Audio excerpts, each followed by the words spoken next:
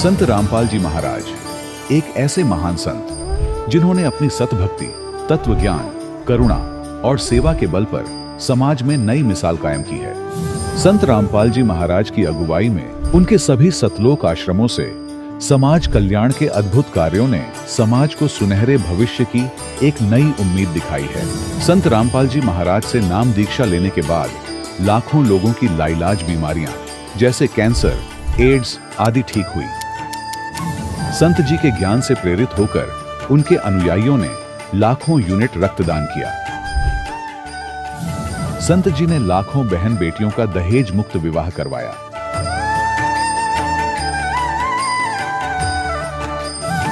संत जी ने लाखों लोगों का नशा छुड़वाया, करोड़ों उजड़े परिवार बसे। संत जी के आश्रमों में समागम के दौरान निःशुल्क नेत्र चिकित्सा, दंत चिकित्सा प्रदान की जाती है। संत रामपाल जी महाराज द्वारा समय समय पर पर्यावरण संरक्षण के उद्देश्य से बड़े स्तर पर वृक्षारोपण किया जाता है। संत जी ने जरूरतमंदों को तत्काल राहत पहुंचाने के लिए एम्बुलेंस सेवा शुरू की। संत जी अपने अनुयायियों को देहदान के लिए प्रेरित करते हैं, जिससे मानवता की सेवा और चिकित्सा क्षेत्र में सुधार हो सके। संत रामपाल जी महाराज के सभी आश्रमों में हर रोज निःशुल्क भंडारा आयोजित किया जाता है, जहां हर वर्ग, हर जाति और हर धर्म के लोग एक साथ बैठकर भोजन करते हैं।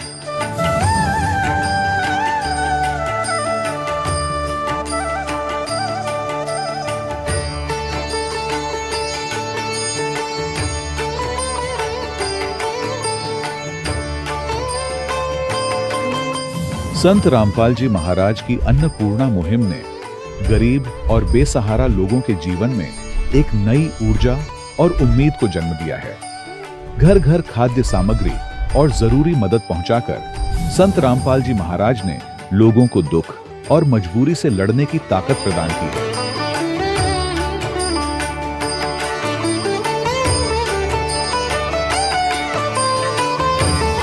संत रामपाल जी महाराज द्वारा गरीब लोगों के लिए घर बनवाने का अद्भुत कार्य एक ऐसी मिसाल कायम कर रहा है जो सदियों सदियों संत जी की उदारता और दया भावना के तौर पर जाना जाएगा।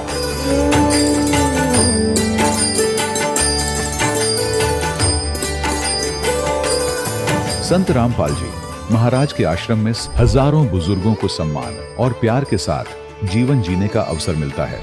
उनके खाने, रहने और स्वास्थ्य की पूरी जिम्मेदारी संत रामपाल जी महाराज उठाते हैं। अनाथ बच्चों के लिए संत रामपाल जी महाराज के सभी आश्रम किसी वरदान से कम नहीं। यहाँ उन्हें शिक्षा, संस्कार और भविष्य के लिए बेहतर अवसर प्रदान किए जाते हैं। चाहे बाढ़ हो, भूकंप या महामारी, संत रामपाल जी महाराज और उनके अनुयायी हमेशा ही जरूरतमंदों के लिए सबसे आगे खड़े रहते हैं।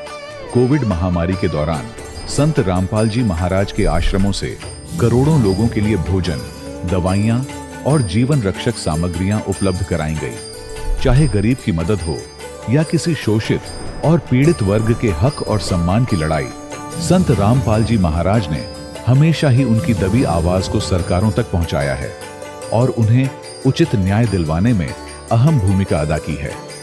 समाज में आध्यात्मिक और सामाजिक मूल्यों के प्रति जागरूकता लाने में संत रामपाल जी महाराज हर कदम पर मानवता के सच्चे सेवक साबित हुए हैं। संत रामपाल जी महाराज का जीवन हमें सिखाता है कि सच्ची सेवा वही है जो निस्वार्थ भाव से की जाए। आइए हम भी इस महान सेवा के कार्य में इस महान संत से जुड़ें और संत रामपाल जी महाराज से नाम दीक्षा लेकर अपने जीवन को धन्य बनाएं।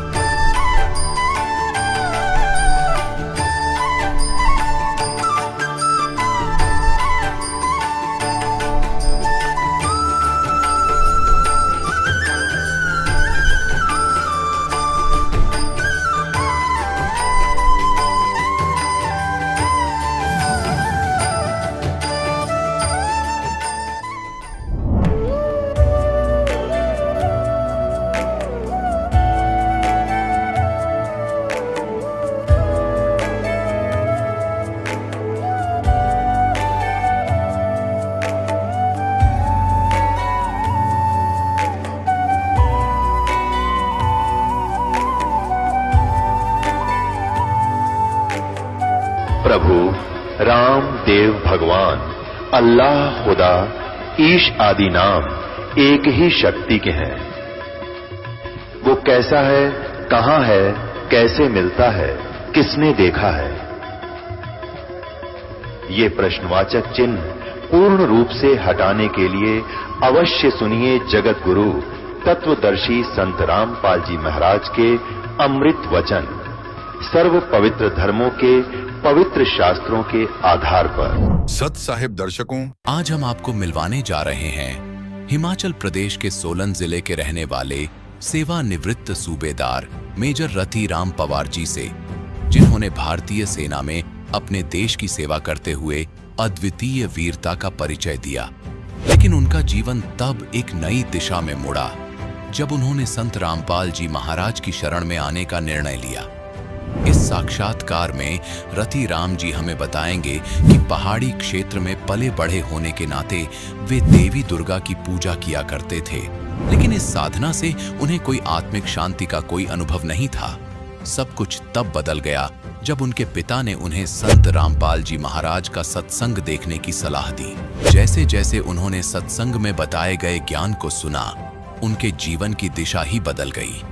इस साक्षात्कार में वे विस्तार से बताएंगे कि किस प्रकार संत रामपाल जी महाराज के आशीर्वाद से उन्होंने न केवल अपने जीवन में शांति और सुख की प्राप्ति की, बल्कि उनकी पत्नी का जीवन भी एक गंभीर दुर्घटना के बाद बच गया। वे इस बात पर जोर देते हैं कि किस प्रकार नाम दीक्षा के बाद उन्होंने शराब जैसी बुरी आदतें छोड़ दी और एक सच्चे भक्त का जीवन जीने लगे। तो आइए सुनते हैं रतिराम पवार जी की प्रेरणादायक कहानी, कैसे सच्ची भक्ति ही जीवन में शांति और समृद्धि ला सकती है। सर नमस्कार। नमस्कार सर। सर क्या नाम है आपका? मेरा नाम रतिराम पवार है जी। सर कहाँ से आए आप? मैं गांव छटेरा, तहसील कसौली, जिला सोलन का रहने वाला हूँ। फिलहाल सोलन में मकान बना करके रह रहा हूँ। सर क्या करते हैं आप? मैं सेना पुलिस से सूबेदार मेजर के पद से रिटायर हूँ और वर्तमान में एक छोटी सी दुकान करता हूँ। सर संत रामपाल जी महाराज से कब जुड़े आप? मैं 2014 मई के महीने में संत रामपाल जी महाराज से जुड़ा था। मेजर साहब आपसे एक और बात जानना चाहेंगे कि संत रामपाल जी महाराज जी से नाम दीक्षा लेने से पहले आप क्या भक्ति साधना करते थे? सेना में रह करके ज़्यादातर हमारे एक तो पहाड़ी इलाके में यहाँ पर माता दुर्गा की पूजा करते हैं। गाहे बगाहे बीच में कभी, वैसे तो एक सैनिक के नाते जहाँ भी कहीं झंडा देखा, जहाँ कहीं मंदिर, चर्च, गुरुद्वारा, चाहे कोई मस्जिद हो, सब में हम मस्तिष्क नवाते थे और यही हमारी पूजा थी, इसी को हम करते थे। संत रामपाल जी महाराज जी की शरण में एक सैनिक का कैसे आना हुआ? ये एक अद्भुत कहानी है सर। मैं दुकान में बैठा था, कुछ 4-1 बजे का टाइम था शाम को। मेरे पिताजी कबीर साहब के बहुत अच्छे अनुयायी हैं, उनके भक्त हैं। वो अचानक, कभी मैं ज़िंदगी में हमको डांट तक नहीं मारा। उस दिन फ़ोन आया और एकदम डांट करके मुझे बोला, क्या यार ये केबल हमारी बंद हो गई और मैं धार्मिक वो सुनना है। तो कुछ ऐसे लहजे में बोला कि मुझे भी अंदर से मुझे भी गुस्सा आ गया कि मुझे ही क्यों ऐसा बोला है। फिर मन में सोचा कि मैं बड़ा ही बड़ा हूँ, मेरे को बोलेंगे और किसको बोलेंगे। मगर मेरे अंदर भी आग भड़क गई। तो मैंने क्या किया कि ठीक है बोल करके, और जो केबल वाला था मैंने सारी कसर उसके ऊपर निकाल दी। इतना गुस्से में बोला और 2 मिनट में उसे ठीक करके फटाफट मेरे पास दौड़ के आया। अंकल जी आप इतना गुस्से कभी हुए नहीं। मैं भी पछताया कि मैंने वाकई इसको गलत बोल दिया। खैर जो हुआ, फिर पिताजी को भी महसूस हुआ, उन्होंने दोबारा मुझे फ़ोन किया कि यार ऐसी बात थी, मैं धार्मिक प्रवचन आते हैं और उसके थोड़ा मतलब मुझे एक किस्म से मस्का लगाने लगे वो। तो मैं समझ गया कि कोई बात नहीं, लेकिन मेरे को गुस्सा उस बात का बड़ा भारी था। तो खैर, मगर एक बात जो उन्होंने बोली वो मेरा रास्ता ही बदली कर दिया जीवन का, कि उन्होंने ये बताया कि देखना यार, शाम को एक सत्संग आता है, उस पर देखना है, कोई कबीर साहब की बड़ी अच्छी भाषा बोलता है और वो संत बोला बड़ी अच्छी बोलता है, उसको देखना आपने। परमात्मा ने रजा करनी थी, इस पापी को रास्ते पर लाना था। वो टाइम मुझे याद रहा और मैंने जैसे वो लगाया तो मैंने देखा ये कौन से संत है भाई। हालांकि मैं सेना में रहते हुए सभी के साथ काम किया तो मुझे हरियाणा की भाषा का भी मालूम था, सबका ज्ञान था। तो मैं बोला ये तो हरियाणा के हैं, लेकिन जिस टाइम वो बता रहे थे तो मेरी एकदम मुझे हिट सा हुआ कि ये ज्ञान तो हमने आज दिन तक कभी हमें बताया ही नहीं किसी ने, और जो हमने भी देखा लेकिन कभी गौर नहीं किया। मतलब उसमें मुझे रुचि पड़ी। सर, जब आपने पहली बार संत रामपाल जी महाराज जी के सत्संग सुने तो पहली बार जरूर आपके मन में कुछ न कुछ तो आया होगा कि कैसे ये उलूल जुलूल बातें कर रहे हैं देवी देवताओं के बारे में। हमने काफी सारे अनुयायियों से जब इसके बारे में पूछा तो काफी सारे लोगों ने ये बताया भी कि पहली बार जब उन्होंने संत रामपाल जी महाराज जी का सत्संग सुना तो वास्तव में ही थोड़ा अजीब लगता है और गुस्सा भी आता है। नहीं, अजीब तो लगा लेकिन गुस्सा नहीं आया। ये परमात्मा की रजा समझिए आप, मुझे कोई गुस्सा नहीं आया। हाँ, इतना ज़रूर हुआ कि मेरा एक रूटीन बना। अब मैं क्या बोलूँ, मुझे बताते हुए शर्म आती है कि चलन शुरू होना, मैंने पक्का लगाना, डेली देखना दुकान में। और मैं क्या बताऊँ, मुझे बड़ी शर्म आती है बोलते हुए कि उसी टाइम पर मैं शराब पी शुरू कर देता था। और वो मेरा ये रूटीन मुझे मालूम नहीं कि वो शायद 1 साल चला या कितना चला, लेकिन मैंने एक भी मिस नहीं की वो सत्संग। और वो मेरा था 1 घंटे में, जब वो ख़त्म मेरा भी बंद इधर से प्रोग्राम। तो ऐसे एक किस्म, आपको पता है शराबी कैसा होता है। लेकिन दिल में एक लहर ऐसी उठती गई और अंत में ऐसा अटैक हुआ मेरे ऊपर कि एक दिन मेरे मन में आया, बस इनफ, नहीं तो अब ख़त्म है तेरा काम। ऐसी अंदर से लहर उठी। मैंने उसी टाइम रात को, पता नहीं कितनी पिरक थी मुझे मालूम नहीं, लेकिन जब सुबह मैं सोया रहता था, सुबह मैं सबसे पहले उठ करके बैठ गया और जैसे पिताजी सामने आए, मैंने सीधा उनसे जब पूछा, पहला शब्द यही था, मैं कहा पिताजी आप नीचे बरवाला कब जाएंगे? तो मुझे ऐसे लगा कि मेरे मुंह से मुझे इतनी बदबू लगी, अरे बाप रे बाप, मैंने शराब इतनी बुरी तरह, उससे पहले कभी मेरे को बदबू नहीं आई, उस दिन लगी। बोला, मेरी तरफ देखा, पिताजी ने बोला अभी 10-15 दिन में जाएंगे। मैं कहा ठीक है जी, मैं भी जाऊंगा। भक्त में मेरी मिसेज भी आकर के खड़ी हो गई, तो मैंने बोला जी आपने भी चलना है। तो उसको एक बार मेरे जब फौज में मैंने फैमिली साथ रखी थी, तो अलवर में राजस्थान में, वहाँ उसको हीट स्ट्रोक हो गया था, तो वो डरती थी गर्मी से, उसके मुंह से निकल गया ना।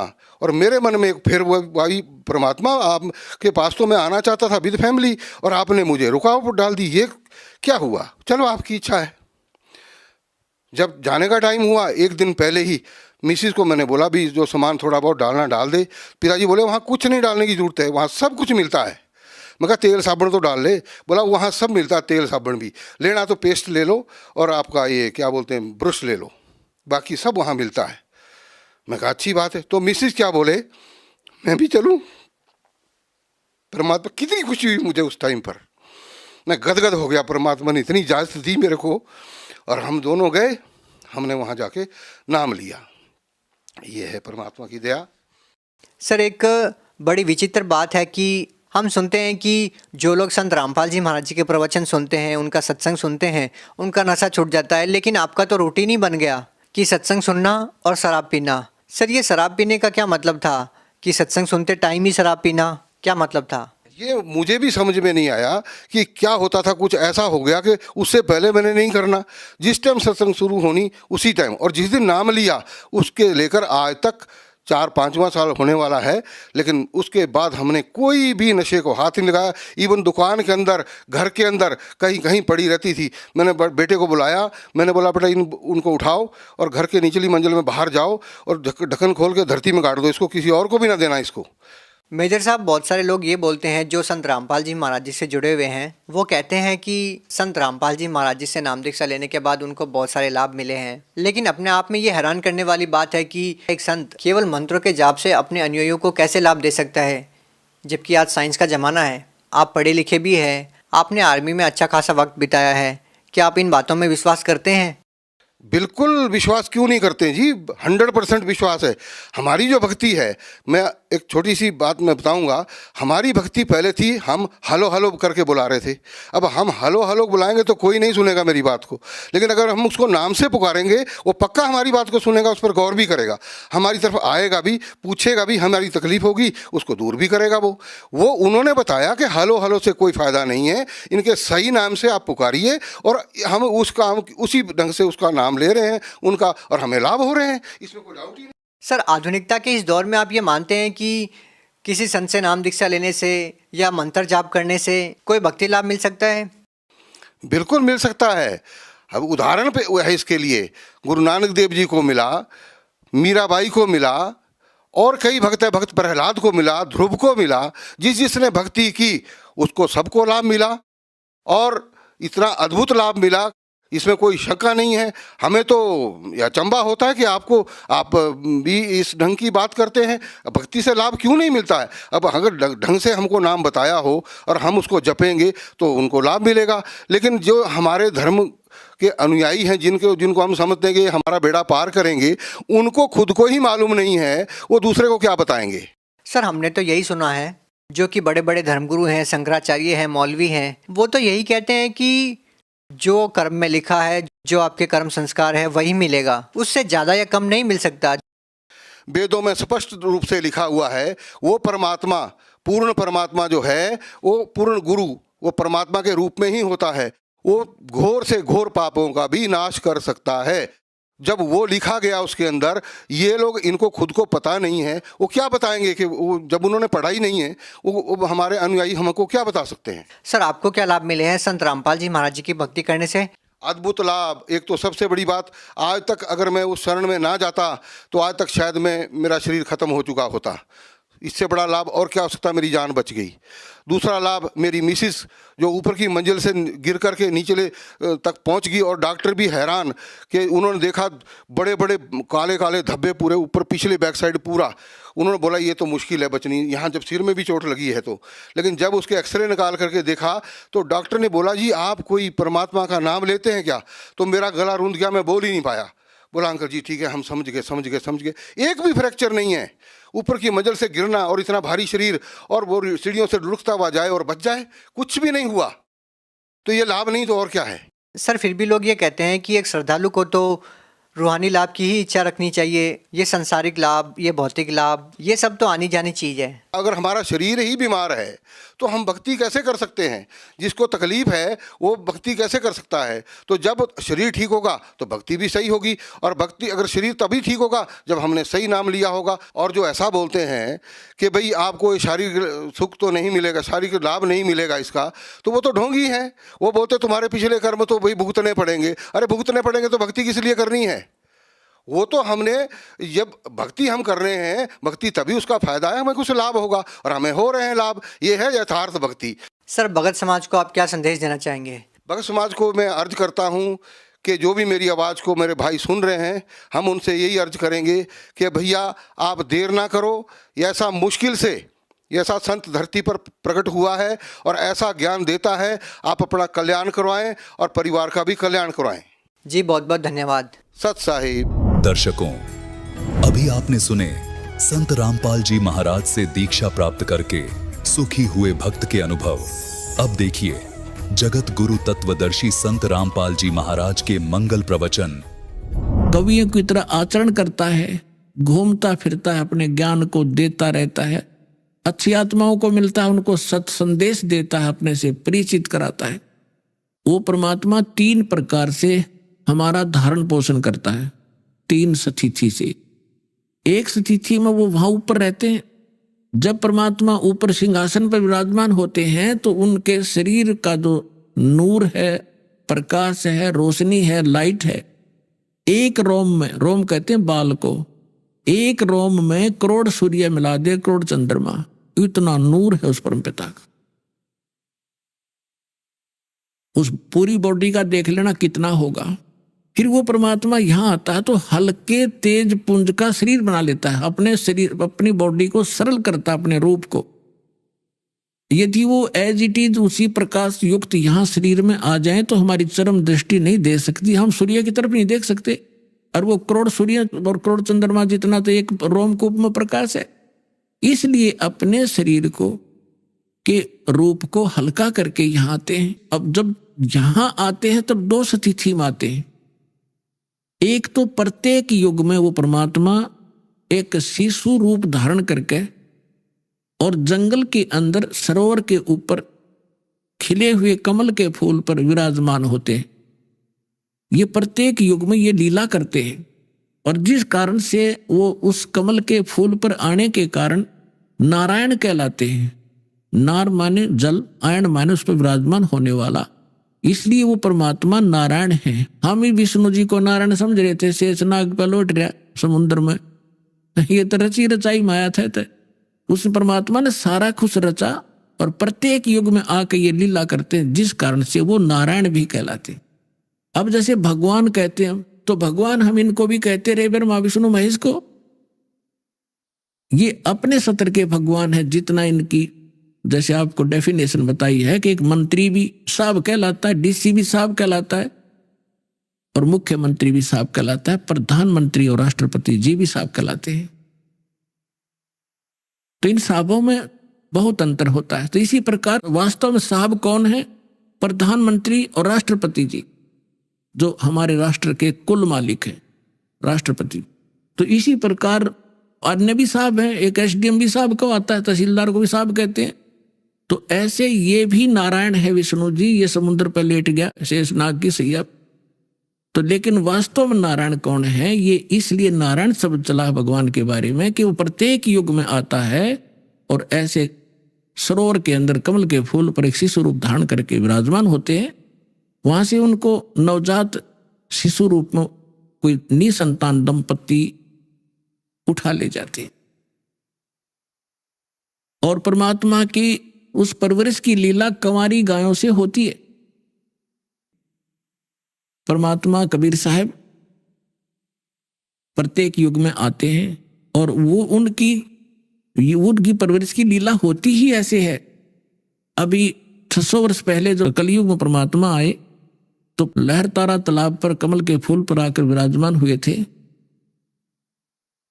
वहां से नीरू नीमा नाम के एक जुलाहा उठा ले गए थे दानक,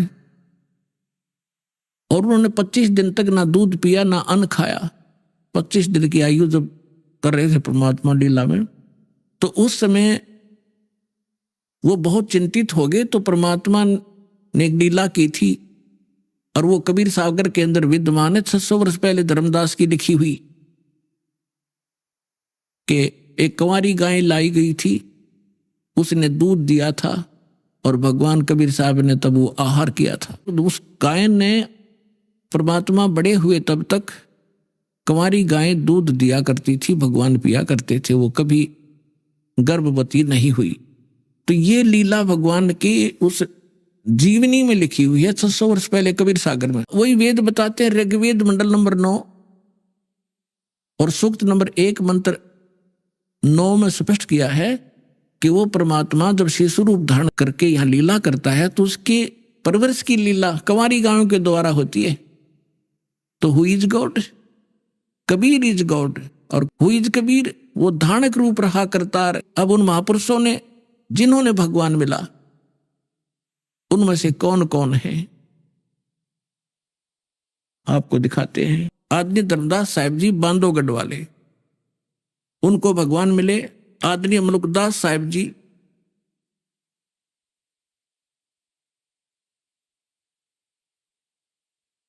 आदरणीय नानक साहिब जी, आदरणीय दादू साहिब जी, आदरणीय गरीबदास साहिब जी गांव छुडानी जिला झज्जर हरियाणा वाले, आदरणीय घीसा दास साहिब जी गांव खेखड़ा यूपी वाले, आदरणीय स्वामी रामानंद जी काशी नगर वाले। अब आपको थोड़ा सा इन महापुरुषों ने जो भी परमात्मा के विषय में जानकारी दी है वो सुनाएंगे। पुण्यात्माओं, परमात्मा की महिमा का गुणगान करना और श्रवण करना, लेकिन सच्चे दिल से, सच्ची लगन से, तब वो हमारे अंदर असर करता है। आदरणीय धर्मदास साहिब जी को परमात्मा मिले और जैसा कि वेद बताते हैं कि परमात्मा ऊपर रहते हैं, वहां से गति करके आते हैं, अच्छी आत्माओं को मिलते हैं, सह शरीर आते हैं, सह शरीर चले जाते हैं।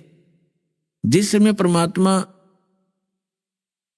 धर्मदास जी के साथ बहुत वर्ष रहे और जब चले गए सतलोक में, उनके जाने के बाद जो व्याकुलता उनको उत्पन्न हुई, धर्मदास जी ने परमात्मा के विषय में क्या कहा?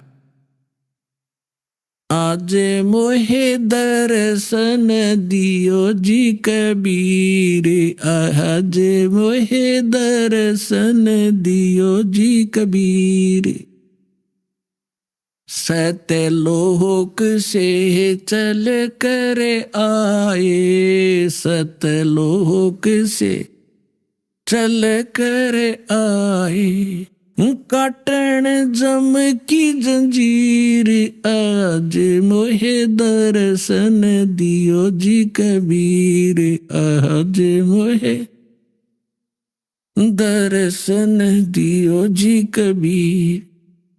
थारे दर्शन से मारे पाप कटत हैं, थारे दर्शन से मारे पाप कटत हैं, निर्मल होवे जी शरीर, आज मोहे दर्शन दियो जी कबीर, आज मोहे दर्शन दियो जी कबीर।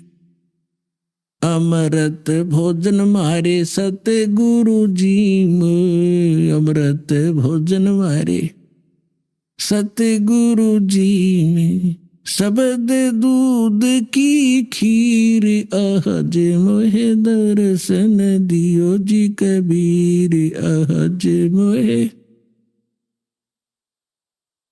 हिंदू के तुम देव कहाए, हिंदू के तुम देव कहाए, मुसलमान के पीर, आज मोहे दर्शन दियो जी कबीर, आज मोहे दर्शन दियो जी कबीर। दोनों दीन का झगड़ा छिड़ गया, दोनों दीन का झगड़ा छिड़ गया, टोहे ना पाए शरीर, आज मोहे दर्शन दियो जी कबीर, आज मोहे। धर्मदास की अर्ज गुसाई, धर्मदास की अर्ज गुसाई, खेवा लंगाइयों पर ले तीर, आज मोहे दर्शन दियो जी कबीर, आज मोहे दर्शन दियो जी कबीर। अब धर्मदास जी ने क्या बताया कि सतलोक से चलकर आए और काटन जम की जंजीर। गरीबदास साहब जी कहते हैं, सतगुरु आए दया करी, ऐसे दीन दयाले, बंदी छोड़ व्रतास कहा, जठर अग्नि प्रतिपाले। अजब नगर में ले गए हमको सतगुरु आने। गरीबदास साहब जी कहते हैं, गांव छुड़ानी जिला झज्जर वाले, अजब नगर में, उस अजब सतलोक में जो भगवान जहां रहते हैं, अजब नगर में ले गए हमको सतगुरु आने, आकर लेकर गए सतलोक में, फिर वापस छोड़ा। जल के बिंब अगाध गति, वहां सूते चादर ताने। गीता अध्याय नंबर 18 के श्लोक नंबर 62 में कहा कि अर्जुन, तू सर्वभाव से उस परमेश्वर की शरण में जा, उसकी कृपा से तू परम शांति को और सनातन परम धाम को प्राप्त होगा। यहां गरीबदास जी क्या कहते हैं, अजब नगर में ले गए हमको सतगुरु आने, यहां से आकर लेकर गए। जल के बिंब अगाध गति, वहां सूते चादर ताण। चादर ताण का सोना मुहारा है, हमारे यहाँ देसी लोकल लैंग्वेज का में ये भाषा में लिखा हुआ है। ये कहा करते कि कैसे चादर ताण के सो गया, जैसे कोई लेट रहा होता, सो रहा होता, कि कैसे चादर ताने सोया है, काम हो लिया तेरा पूरा, यानी कोई काम नहीं रहा तेरे को, निश्चिंत होकर सोना, चादर तान के सो जाना, कि वहां जाकर मुझे परम सुख हुआ। अजब नगर में ले गए हमको परमेश्वर आने, आकर झिल के बिंब अगाध गति, वहां सूते चादर ताने, यानी कहते निश्चिंत होकर वहां ठाठ से सोए, वहां कोई दुख नहीं, कोई चिंता नहीं, कोई जन्म मरण नहीं, कोई रोग नहीं, किसी प्रकार का अभाव नहीं, भगवान की झलक हमेशा हमारी आंखों के सामने रहती है। अनंत कोट ब्रह्मांड का एक रति नहीं भारे, सतगुरु पुरुष कबीर हैं वो कुल के सिरजनहारे।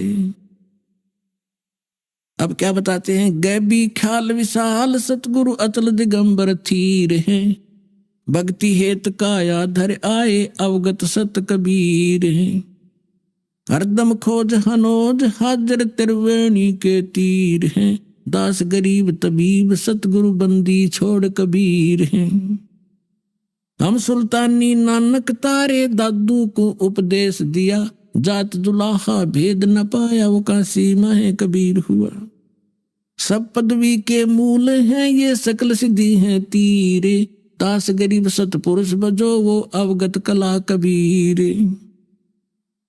जिंदा जोगी जगत गुरु ये मालिक मुर्शिद पीर, तो दीन झगड़ा मंडा पाया नहीं शरीर। एक मलुकदास नाम के महापुरुष हुए हैं, बहुत बड़े किसान थे, अरोड़ा जाति से थे,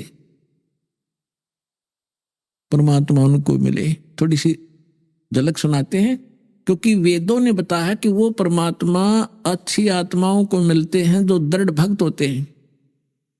मलुकदास नाम के अच्छी आत्मा थे, किसान थे, खत्री अरोड़ा जाति से थे, लेकिन पुण्यात्मा तो पुण्यात्मा ही रहती हैं। तो परमात्मा क्या लीला किया करते हैं, पहले कहीं भी किसी क्षेत्र में आ जाते थे। जैसे दास बता रहा था, भगवान 3 प्रकार से हमारा धारण पोषण करता है। एक तो स्थिर वहां शरीर में रहते हैं, तेजो में शरीर में, सतलोक में। दूसरा वो शिशु रूप धारण करके प्रत्येक युग में एक ही लीला करते हैं ऐसी। और फिर अन्य जो शरीर धारण करके किसी साधु संत के रूप में कहीं पर भी किसी के वहां प्रकट हो जाते हैं। और पहले तो ऐसा कम्युनिकेशन था नहीं आपस में, 150 किलोमीटर दूर कोई बैठा रहे, 10 दिन 1 महीने में पता ना लगा उसका वहां कौन रहा करता। ऐसे उस समय परमात्मा कहीं भी प्रकट हो जाते थे और वहां रहते थे 1-2 वर्ष, 4 वर्ष, 10 वर्ष, और अपना नाम गाम बताते नहीं थे। हम भी सुना करते थे कि एक साधु आया था, उसने नाम गाम नहीं बताया, पड़ा पहुंचा हुआ था और उसकी महिमा गाई जाती थी, परंतु ये नहीं पता होता था वो कौन थे, कहां से आए थे, कि वो बताया नहीं करते थे। तो ऐसे परमात्मा एक स्थान पर रह रहे थे, आश्रम बनाकर छोटा सा, और वहां से फिर उनके भक्त गांव नगर में हो जाते थे। एक गांव में 4-5 घर थे, 5-6। तो भगवान वहां जाते थे, गांव गांव में, नगर नगर में अपना अमृतवाणी सुनाया करते थे, बोल बोल के जैसी लीला भगवान किया करते। तो मलुकदास के गांव में 4-5-6 भक्त परिवार थे। तो गुरुजी वहां गए सत्संग करने के लिए। तो सभी ने प्रार्थना की, आज हमारे घर करना, कल हमारे घर करना, हमारे घर चरण रखना। अब गुरुजी जाते हैं तो उत्तम भोजन बनाया जाता है। तो पहले दिन एक घर में सत्संग किया, बढ़िया खीर खांड का भोजन, हलवा बनाया गया। अगले दिन दूसरे के घर में, अगले दिन तीसरे के घर में। तो आसपास के लोग इस ज्ञान से परिचित ना होकर विरोधी हो जाते हैं, और जगत और भगत के विचारों का मतभेद होने से एक दूसरे के विरोधी ये स्वाभाविक हुआ करते हैं। क्योंकि जो क्रियाएं भक्तों की होती है वो जगत की नहीं होती, और जगत को वो अच्छी नहीं लगती, और भक्तों के लिए वही फाइनल होती है, उसी से उनका कल्याण होता है। जिस कारण से वो गांव का चौधरी था, 800-900 बीघे जमीन थी उस मुलुकदास के। पहले तो मुलुक चौधरी मुलुक सिंह था, वो मुलुकदास क्यों कहा था, मुलुकदास तो पाछा बनाया भगवान ने उसको। अब चौधरी मुलुक सिंह अरोड़ा जी के पास गांव के कुछ व्यक्ति गए, जी ऐसे ऐसे गांव में ठग आ गया है और लूट रहा है, बढ़िया माल खावे है, खीर खांड के भोजन खाता है, और ये अपना बिगाड़ रहा सारे हिसाब किताब को। और ब्रह्मा विष्णु महेश के बारे में वो ऊट पटांग बोलता है। अरोड़ा जी भी कृष्ण जी के पुजारी थे, मुलुकदास जी।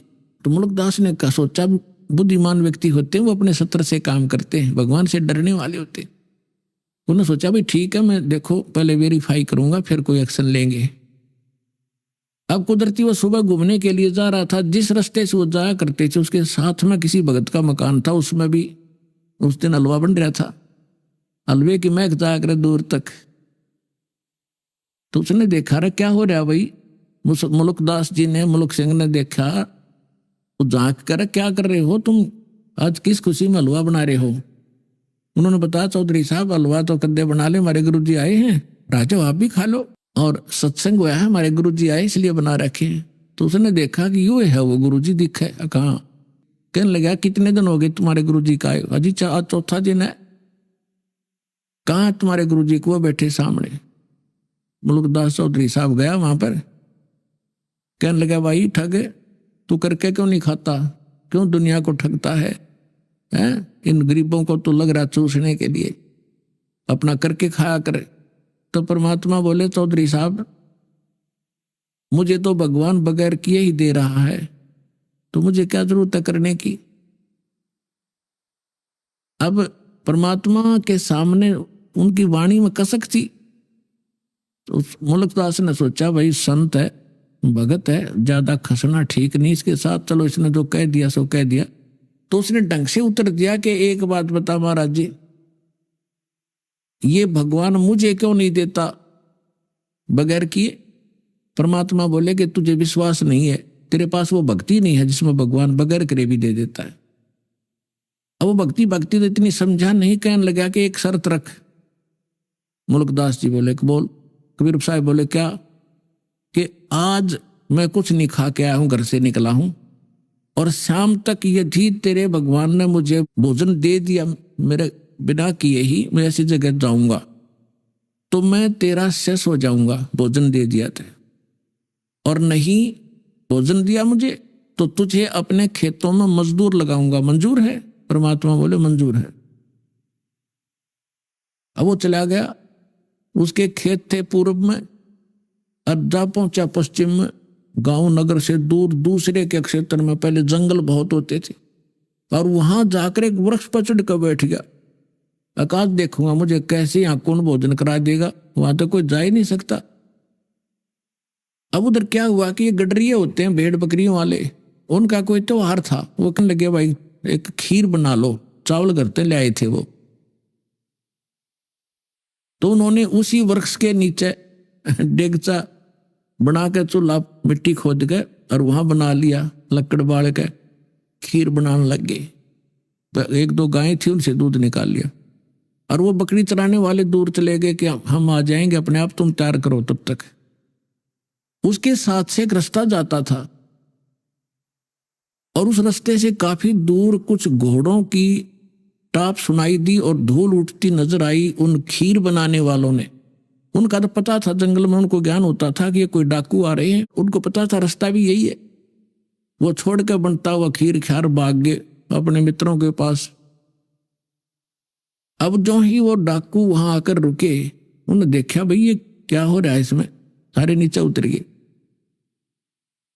दोनों में से एक डाकू ने जाकर देखा कि उसका ढक्कन उठा के देखा कि इसमें खीर बन रही है। उन्हें भूख लग रही थी डाकुओं ने, कहने लगे भाई पहले खीर खावांगे, रुक जाओ। उनमें से एक समझदार सा था, वो कहने लगा रहा कदे हमारे साथ धोखा हो जाए भाई, कोई इसमें विष डाल गया हो, पहले टेस्ट करना चाहिए, चेक करो फिर खाएंगे। तो चेक करने के लिए कोई पशु पक्षी देखने लगे भी उसमें से कुछ उसको खिलाते हैं। तो उन्होंने कहा रहा बनाने वाले कहाँ चले गए, यही छुप रहे होंगे, तो देखो उनको, उन्हीं को खिलाएंगे पहले।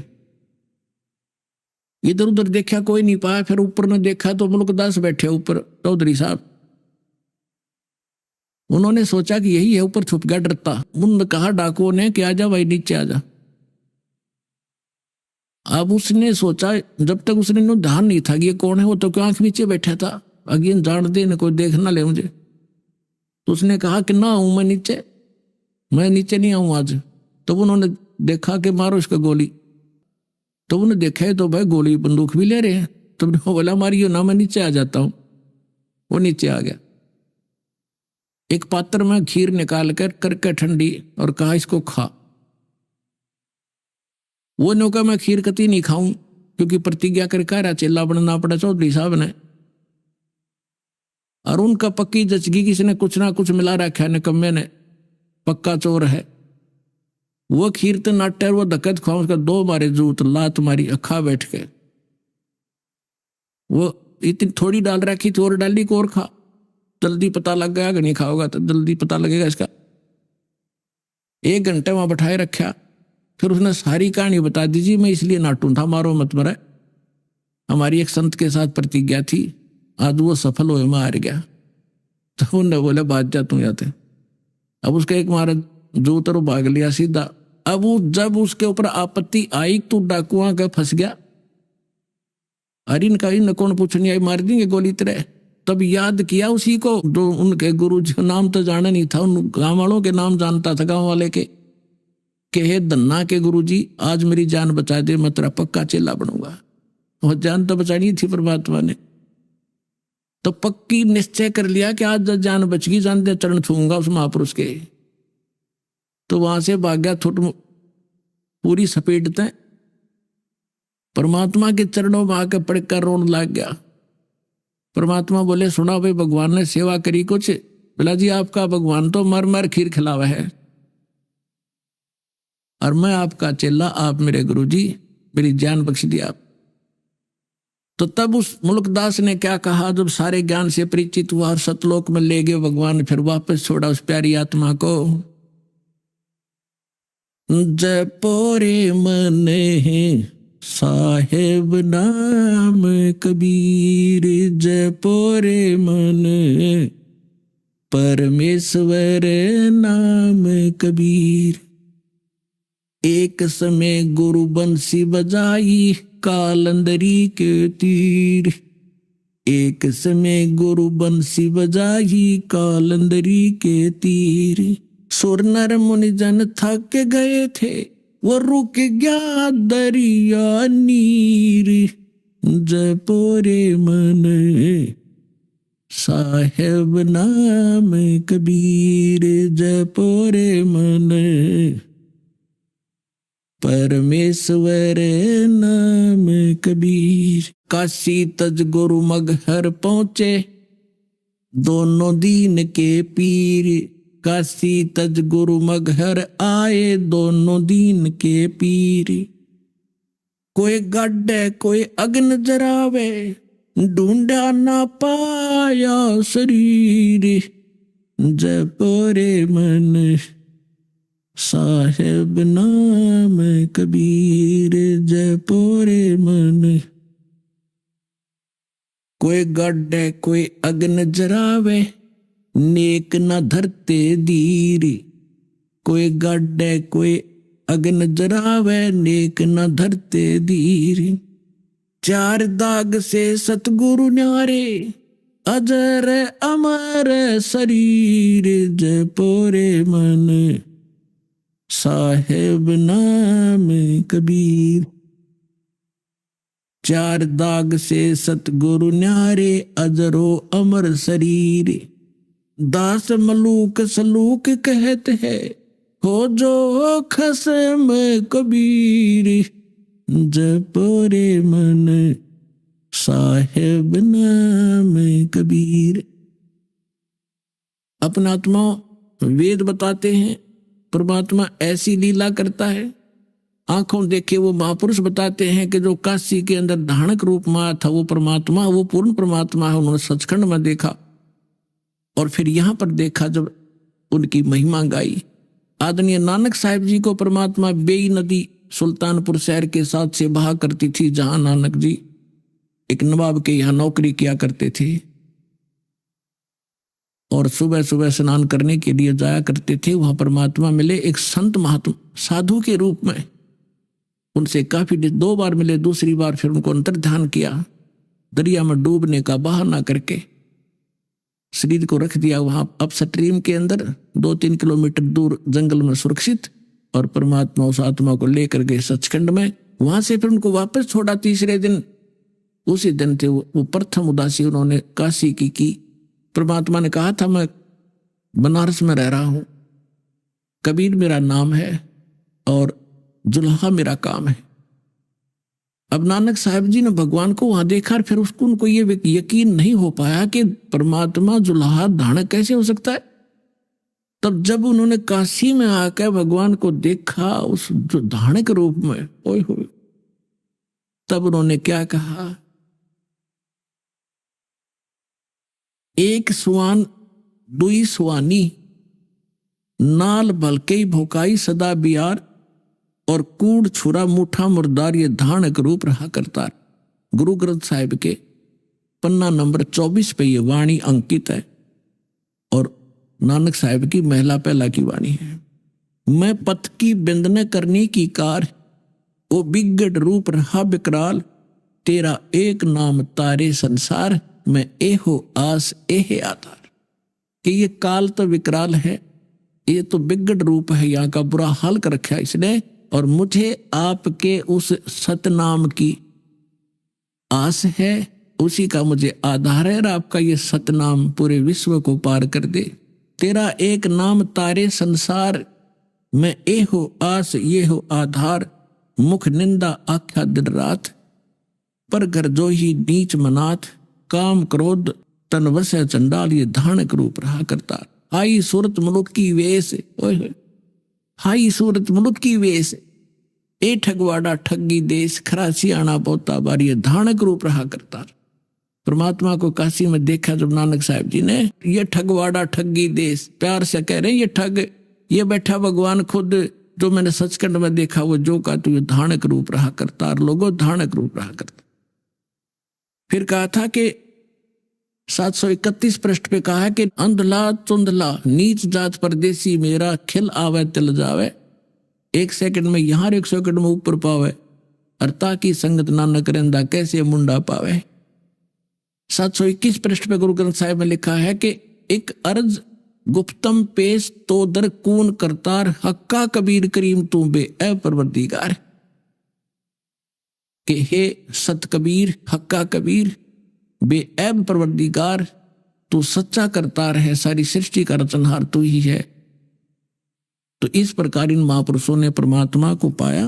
अब आदरणीय दादू साहेब जी ने जब परमात्मा मिले थे 7 वर्ष की आयु में, बालक थे छोटे से दादू जी, परमात्मा उनको सचखंड लेकर गए। 3 दिन 3 रात तक बेहोश पड़े रहे, कोमा में थे दादू जी। सारे हाहाकार मच गई, रिश्तेदार इकट्ठे हो गए, सब वैद्यों को, झाड़ फूक वालों को करवा लिया, दिखा लिया, कुछ नहीं हुआ। जब तीसरे दिन परमात्मा ने वो आत्मा वापस भी छोड़ी, उसके बाद वो खड़े हुए और देखा हाहाकार मच रही थी। वैसे तो सौपन भी मान लेते, जब देखा हो मैं तो भगवान के साथ गया था, मैं तो परमात्मा के साथ गया था, और 3 दिन तक वहां देखा, और ऐसे ऐसे जैसे रास्ते में जो दिक्कतें आती हैं वो भी दिखाई दादू जी को। फिर क्या बताया है, जिन मुझको निज नाम दिया, सोए सतगुरु हमारे, दादू दूसरा कोई नहीं, वो कबीर सिरजनहारे। अब आदरणीय रामानंद जी को परमात्मा ऐसे लेकर गए थे, सचखंड ले गए। वो ज्यादा विद्वान पाक रहे थे, संस्कृत भाषा गणी जाने थे, ब्राह्मण कुल में जन्म था। 1400 ऋषि बना रखे थे, जो उनके द्वारा प्राप्त ज्ञान को आगे जनता में प्रचार किया करते थे, और बहुत बड़ा बोलबाला था। 104 वर्ष के वृद्ध हो चुके थे रामानंद जी, जो परमात्मा कलयुग में काशी में आए हुए थे। वो 5 वर्ष की लीला में आई थी भगवान की, यानी 99 वर्ष का अंतर था। परमात्मा 5 वर्ष के और रामानंद 104 वर्ष के महर्षि, विद्वान, कंठस्थ याद कर रखा चारों वेदों के मंत्रों को, गीता को, पुराणों को, और बोला धारावाहिक संस्कार सुनाया करते थे। अभी आपने सुने संत रामपाल जी महाराज के मंगल प्रवचन। आइए अब सुनते हैं संत रामपाल जी महाराज से नाम दीक्षा लेकर सतभक्ति करके अद्भुत लाभ प्राप्त करने वाले अनुयायी के विचार। दर्शकों, जहां एक ओर आज के समय में बच्चे भक्ति और भगवान से दूर होते जा रहे हैं, वहीं दूसरी ओर एक ऐसी प्रेरणादायक कहानी भी है जो आपको सच्ची भक्ति की शक्ति का एहसास कराएगी। यह कहानी है शिवपुरी मध्य प्रदेश की रहने वाली सपना रजत जी की, जो अभी पढ़ाई कर रही हैं। इतनी छोटी उम्र में भी सपना जी भक्ति मार्ग पर चल रही है और पूर्ण परमात्मा की कृपा से सभी विकारों से दूर है। पहले इनका परिवार देवी देवताओं की पूजा अर्चना में लगा हुआ था, लेकिन समस्याओं का सिलसिला थमने का नाम नहीं ले रहा था। इनके पिताजी नशे के शिकार थे और इनकी मां निरंतर चिंताग्रस्त रहती थी। इस बीच सपना जी की बहन को भी टीबी जैसी गंभीर बीमारी ने घेर लिया था। सपना जी के मन में यह प्रश्न रहता था कि यदि ईश्वर हैं, तो फिर हमें इन समस्याओं का सामना क्यों करना पड़ रहा है। इसी दौरान इनकी माताजी को एक व्यक्ति ने पूर्ण संत रामपाल जी महाराज जी के बारे में बताया। जब ये आश्रम गईं, तो वहां का पवित्र वातावरण और संत जी की दिव्य शिक्षाओं ने इनके जीवन को पूरी तरह से बदल दिया। अब सपना जी के पिताजी ने नशा छोड़ दिया है और इनकी बहन की टीबी की बीमारी भी ठीक हो चुकी है। दर्शकों, यह कहानी केवल एक उदाहरण नहीं, बल्कि यह प्रमाणित करती है कि सच्ची भक्ति और एक सच्चे गुरु की कृपा से जीवन की हर बाधा को पार किया जा सकता है। आइए सुनते हैं सपना रजत की यह प्रेरक कहानी, उन्हीं की जुबानी। नमस्कार जी। सत साहिब। क्या नाम है आपका? सपना रजक। कहाँ से आए हो? सुप्री एमपी से। सपना, क्या करते हो आप? पढ़ाई। संत रामपाल जी महाराज से नाम दीक्षा आपने कब ली? 11 अप्रैल 2013 को। संत रामपाल जी महाराज से नाम दीक्षा लेने से पहले आप क्या भक्ति साधना करते थे? संत रामपाल जी महाराज जी से नाम दीक्षा लेने से पहले हम सभी देवी देवताओं की भक्ति करते थे। जितने भी 33 करोड़ देवी देवता हैं, उनकी सबकी जहाँ से भक्ति साधना मिलती थी, सबकी भक्ति साधना करते थे। तो जो ये आप भक्ति देवी देवताओं की करते थे, इनसे आपको क्या क्या लाभ हुए?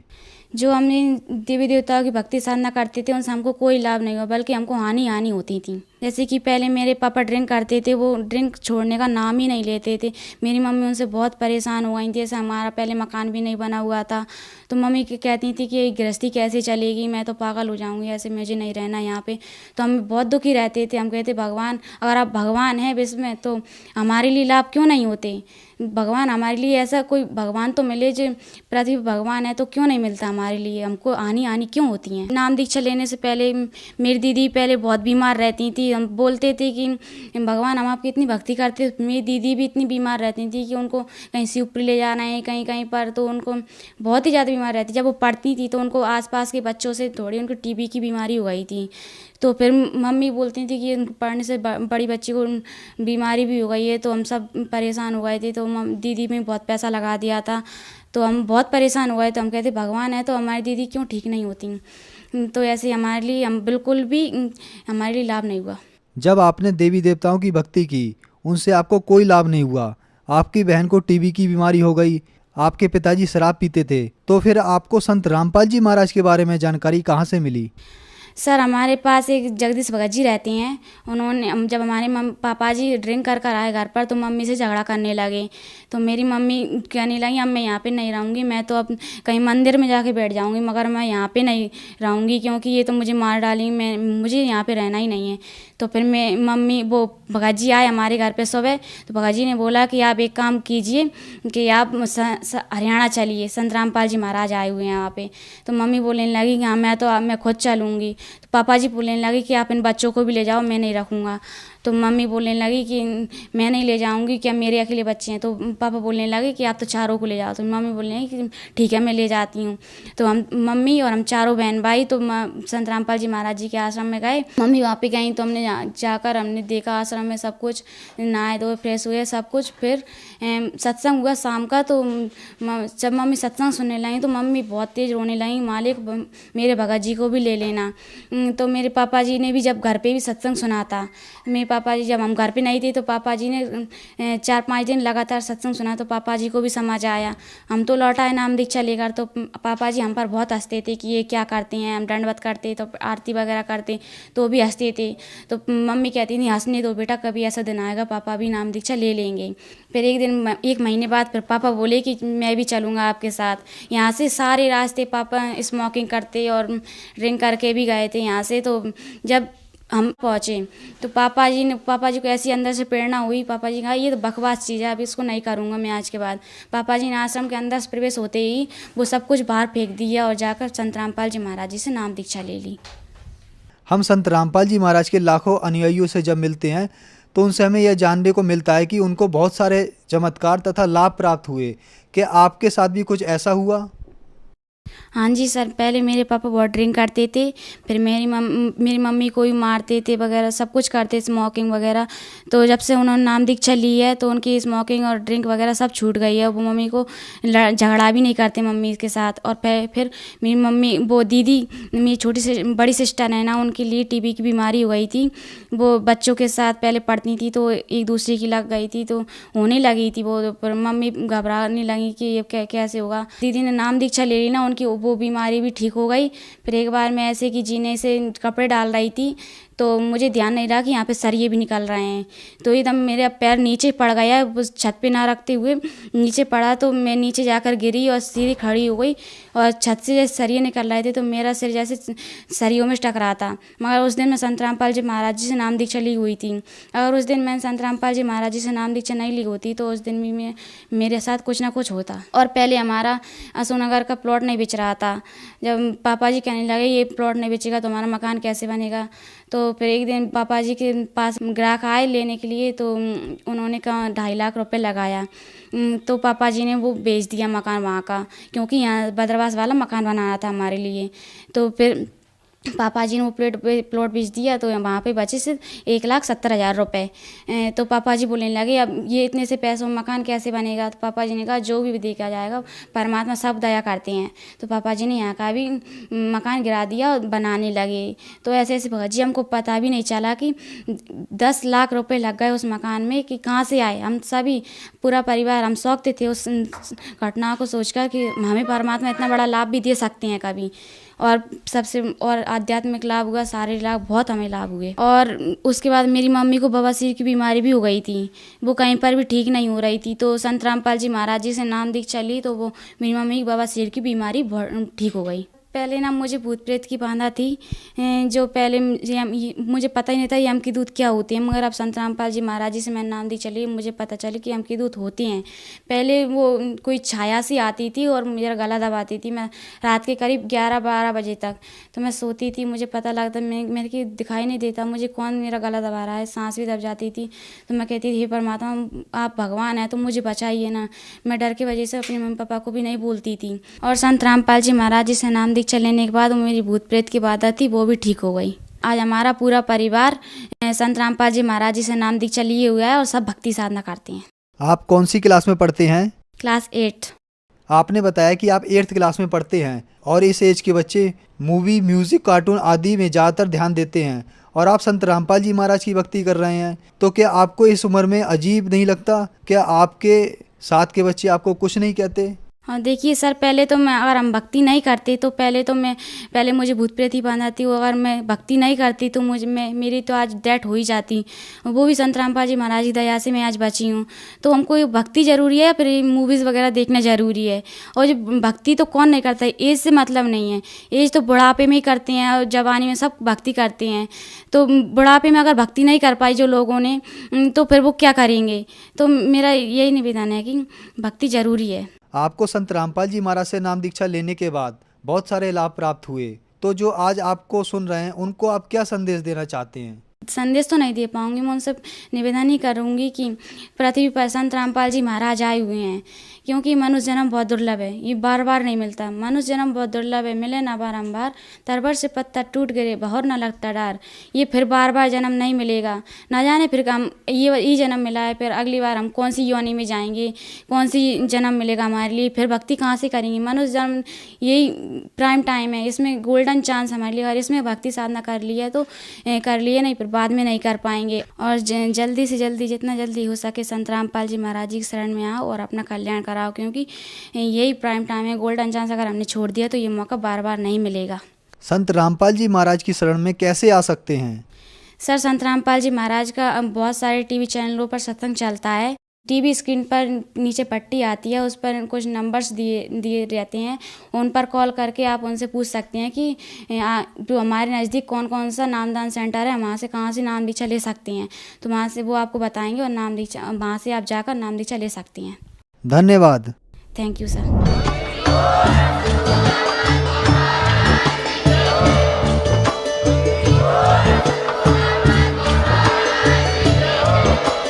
आप सुन रहे थे जगत गुरु तत्वदर्शी संत रामपाल जी महाराज जी के मंगल प्रवचन। अधिक जानकारी के लिए विजिट कीजिए हमारी वेबसाइट www.jagatgururampalji.org। संत रामपाल जी महाराज जी के शुभ आशीर्वाद से पूरे विश्व भर में 500 से भी ज्यादा नाम दीक्षा केंद्र हैं, जिन पर संत रामपाल जी महाराज जी द्वारा ऑनलाइन निशुल्क नाम दीक्षा दी जा रही है। अपने नजदीकी नाम दीक्षा केंद्र का पता करने के लिए संपर्क करें 8222880541।